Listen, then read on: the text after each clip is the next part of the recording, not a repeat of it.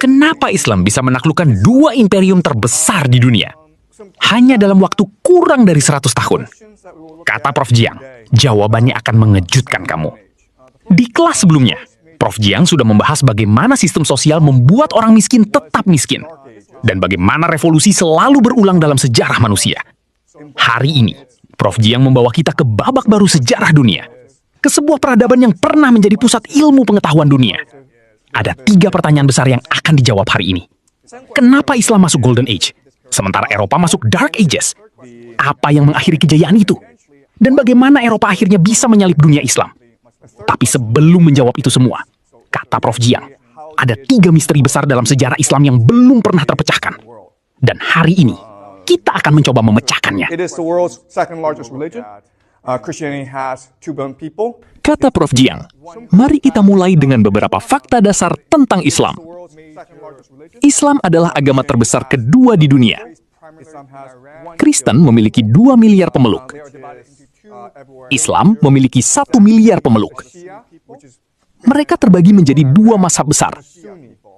Syiah, yang berpusat di Iran, dan Sunni, yang tersebar di hampir seluruh penjuru dunia.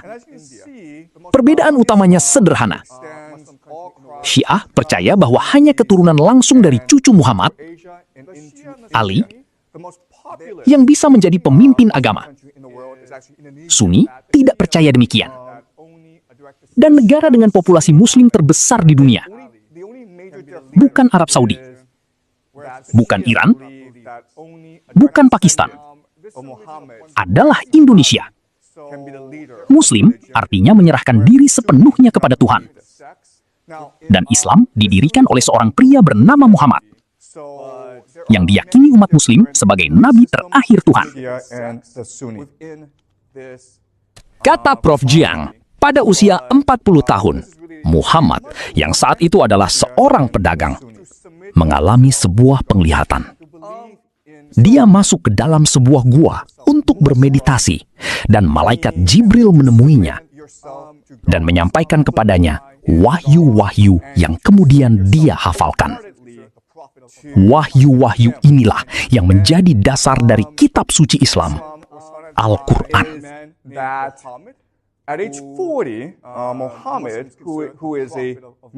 Dan Muhammad memahami bahwa misinya adalah menjadi utusan Tuhan untuk menyampaikan kebenaran kepada masyarakat pagan Arabia. Dia berbasis di Mekah. Tapi ketika dia mencoba menyampaikan kebenaran itu, dia mendapat banyak perlawanan. Dan akhirnya, dia terpaksa meninggalkan Mekah, pergi ke Madinah. Ini disebut hijrah dalam tradisi Islam. Di Madinah, Muhammad menjadi pemimpin dari faksi-faksi yang berseteru antara suku pagan, suku Muslim, dan suku Yahudi. Dan disinilah Muhammad menciptakan sesuatu yang sangat penting. Konstitusi Madinah, yang menjanjikan kebebasan beragama bagi semua orang dalam tradisi Islam. Kata Prof. Jiang, ini sangat penting untuk dipahami. Sejak awal, Islam adalah agama yang terbuka, toleran, dan inklusif. Kata Prof. Jiang, dalam waktu yang sangat singkat, Islam menyebar dari padang pasir Arabia ke seluruh Timur Tengah. Mereka menaklukkan Kekaisaran Persia dan merebut setengah wilayah Kekaisaran Bizantium, termasuk wilayah-wilayah paling kaya, Syria dan Mesir. Mereka juga mengambil Yerusalem, dan di sanalah mereka membangun sesuatu yang disebut Masjid Al-Aqsa. Dan menurut legenda, dari tempat inilah Muhammad naik ke surga. Tapi ada sesuatu yang sangat penting tentang tempat ini. Masjid Al-Aqsa dibangun di atas sesuatu yang disebut Temple Mount, Bukit Kuil. Ingat, pada tahun 70 Masehi, Romawi membakar habis kuil kedua milik kaum Yahudi, situs paling suci dalam kepercayaan Yahudi. Dan kemudian datanglah Islam dan membangun masjid di atas situs suci itu. Ini adalah hal yang sangat aneh untuk dilakukan. Kalau Islam memang terbuka, inklusif, dan toleran, dan kaum Yahudi diterima dalam tradisi ini, kenapa kamu membangun masjid di atas situs suci mereka? Itu tidak masuk akal sama sekali. Dan kata Profesor Jiang, ini telah menjadi misteri bagi semua orang. Tidak ada yang bisa memecahkannya sampai hari ini. Tapi sebelum kita memecahkan misteri itu, kata Prof. Jiang, mari kita lihat dulu seberapa cepat Islam berkembang. Karena kecepatannya hampir tidak bisa dipercaya. Kata Prof. Jiang, penyebaran Islam berlangsung dengan kecepatan kilat.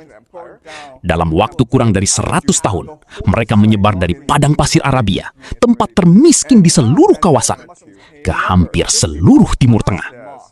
Bandingkan kekhalifahan Umayyad sekitar tahun 700 Masehi dengan kekaisaran-kekaisaran lain di dunia saat itu, termasuk dinasti Tang yang agung. Kekhalifahan Umayyad adalah kekaisaran terluas di dunia pada masanya, dan pada akhirnya juga menjadi yang terkaya. Kata Prof. Jiang, Islam adalah agama yang sangat sederhana dan jelas dibandingkan Kristen dan Yahudi. Ada 5 rukun, 5 pilar yang menjadi fondasi agama ini. Pertama, kamu harus percaya bahwa Allah adalah satu-satunya Tuhan. Kedua, kamu wajib sholat setidaknya 5 kali sehari menghadap arah Mekah. Ketiga, kamu harus berzakat, memberikan sebagian hartamu kepada orang miskin. Keempat, kamu harus berpuasa pada bulan Ramadan. Dan kelima, kamu harus melakukan haji, ziarah ke situs suci di Mekah, setidaknya sekali seumur hidup. Kata Prof. Jiang, umat muslim mungkin adalah orang-orang paling religius yang akan pernah kamu temui. Mereka menjalankan agama mereka dengan sangat serius. Dan sekarang, kata Prof. Jiang, kita sampai pada inti pembahasan hari ini. 3 misteri besar dalam sejarah Islam yang belum pernah terpecahkan. Misteri pertama, kenapa tidak ada catatan tertulis dalam 100 tahun pertama Islam? Padahal kita tahu kaum Yahudi dan Kristen yang ikut dalam gerakan awal ini sudah bisa membaca dan menulis. Misteri kedua, kenapa Muhammad tidak menunjuk penerus langsung, yang kemudian memicu perang saudara berdarah setelah kematiannya? Dan misteri ketiga, kenapa Masjid Al-Aqsa dibangun di atas Temple Mount, situs paling suci milik Yahudi? Pertanyaan ini masih relevan sampai hari ini, karena konflik di Timur Tengah sebagian besar dipicu oleh hal ini. Kata Prof. Jiang, pada puncak pengaruh Islam, ada beberapa pusat kreativitas budaya yang luar biasa. Salah satunya adalah Bukhara, Uzbekistan, yang masih bisa dikunjungi sampai hari ini. Sebuah kota yang memperlihatkan betapa luar biasanya kreativitas artistik Islam pada masa kejayaannya. Tapi pusat utama Golden Age Islam adalah Baghdad. Baghdad adalah ibu kota kekhalifahan Abbasiyah yang memulai era Golden Age Islam. Sebuah kota bundar dikelilingi sungai Tigris dan Eufrat, dan pada masanya adalah pusat dunia. Kata Prof. Jiang, yang paling penting untuk dipahami tentang kekhalifahan Abbasiyah adalah bahwa mereka tidak hanya berpengaruh di dunia Islam, tapi pada akhirnya mereka menciptakan dunia yang kita tinggali hari ini. Ketika kita bicara soal globalisasi, kita menganggap ini sebagai fenomena modern. Tapi lihat jalur perdagangan yang diciptakan kekhalifahan Abbasiyah selama 3 hingga 400 tahun. Ia menghubungkan seluruh dunia. Kamu mungkin tidak tahu ini, tapi Abbasiyah berdagang secara intensif dengan dinasti Tang dan Song di China. Bahkan, Abbasiyah lah yang menginisiasi jalur sutra maritim. Jalur sutra darat sudah lama ada, tapi Abbasiyah lah yang menciptakan jalur sutra maritim dan membawa China ke panggung dunia lebih dari sebelumnya. Pusat produksi budaya utama di dunia Islam adalah sesuatu yang disebut Baitul Hikmah, House of Wisdom, rumah kebijaksanaan. Modelnya adalah perpustakaan Alexandria yang sudah kita bahas sebelumnya, universitas pertama yang mengumpulkan seluruh pengetahuan Helenistik dan mensistematisasikannya. Dan Baitul Hikmah melakukan hal yang sama, mengambil semua pengetahuan dan budaya dari dalam maupun luar dunia Islam, lalu mensistematisasikannya dan menyebarkannya. Mereka mengambil angka Hindu 0, 1, 2, 3 yang masih kita gunakan sampai hari ini dari India dan menyebarkannya ke seluruh dunia. Mereka menerjemahkan karya-karya Aristotle dan Plato ke dalam bahasa Arab dan Persia, lalu menyebarkannya. Dan kontribusi utama Golden Age Islam kepada budaya dunia adalah matematika. Mereka mengambil semua matematika dari dunia Yunani, dunia Persia, dan dunia Hindu, mensistematisasikannya, lalu membangun di atas fondasi itu. Kata Prof. Jiang, pada masa ini dalam sejarah dunia, kita tidak membedakan antara filsuf, penyair, ilmuwan, atau matematikawan. Semua intelektual terlibat dalam semua bidang ini sekaligus. Yang paling terkenal adalah Rumi, seorang Persia, penyair, mistik, filosof. Tapi Ibnu Sina mungkin adalah intelektual paling terkenal dari Golden Age Islam. Karya-karyanya dikagumi di Eropa, dan filosofi Islam diekspor ke Eropa, di mana ia memberikan pengaruh besar kepada banyak pemikir besar Eropa. Kamu mungkin pernah mendengar nama Leonardo Fibonacci.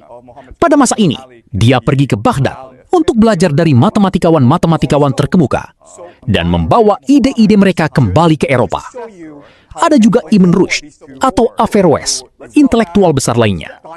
Dan untuk menunjukkan betapa berpengaruhnya mereka di Eropa, kata Profesor Jiang, lihat saja karya Dante, Divine Comedy. Dante sedang berada di neraka, dan di sana dia bertemu para filsuf paling berpengaruh dalam sejarah manusia yang mempengaruhi peradaban Eropa. Jelas dia menyebut Socrates dan Plato, tapi ternyata dia juga menyebut Averroes dan Avicenna. Kata Prof. Jiang, Dante sedang mengakui hutang budi Eropa kepada Islam. Ini penting karena pengaruh intelektual Muslim terhadap Eropa telah dihapus dari sejarah. Ini bukan yang kamu pelajari di sekolah. Tapi tanpa Islam, bisa diargumentasikan bahwa Eropa tidak bisa bermodernisasi. Ada juga Musa al-Khawarizmi, yang dianggap sebagai bapak aljabar modern. Nama latinnya, Al-Khawarizmi, terdengar familiar? Karena namanya itulah yang memberi kita kata modern, algoritma. Aljabar dan algoritma, keduanya awalnya adalah kata Arab. Kata Prof. Jiang, sebagian besar matematika yang kamu pelajari di sekolah sebenarnya berasal dari Golden Age Islam. Ada juga Al-Hazen, yang pada dasarnya menciptakan fisika, khususnya optik. Al-Zahrawi, bapak ilmu bedah. Dan pada masa ini, rumah sakit terbaik di dunia ada di dunia Islam.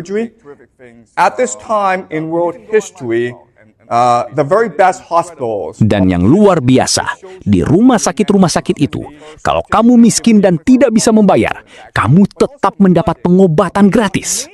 Itu adalah bagian dari iman. Semua orang miskin diperlakukan dengan kemurahan hati selama Golden Age Islam. Dan ada satu hal lagi, kata Profesor Jiang, yang harus kamu tahu. Al-Qarawiyyin didirikan pada tahun 859 di Fes, Maroko, adalah universitas pertama di seluruh dunia yang memberikan gelar akademik, dan masih ada sampai hari ini. Dan yang lebih luar biasa, universitas ini didirikan oleh seorang perempuan yang mewarisi kekayaan dari ayahnya dan menghabiskan seluruh hartanya untuk membangun universitas ini. Kata Prof. Jiang, tahun 1258, Golden Age Islam secara resmi berakhir. Atau setidaknya, itulah yang diyakini para sejarawan. Karena pada tahun 1258, bangsa Mongol menyerbu Baghdad dan membakar semua buku. Atau setidaknya, itulah yang dikatakan legenda. Baghdad pada masa itu memiliki budaya toko buku yang sangat berkembang, unik di dunia. Para intelektual dan elit menghabiskan banyak sumber daya untuk membeli buku. Mereka mengimpor kertas dari China, bahkan belajar cara membuat kertas dari China. Buku sangat populer di Baghdad, terutama di kalangan elit. Dan karena Al-Quran menjadi wajib bagi elit untuk bisa membaca. Al-Quran juga menstandardisasi bahasa Arab dan menjadikannya bahasa resmi seluruh dunia Islam. Tapi kata Prof. Jiang, hanya karena Golden Age Islam berakhir, bukan berarti kreativitas di dunia Muslim berhenti.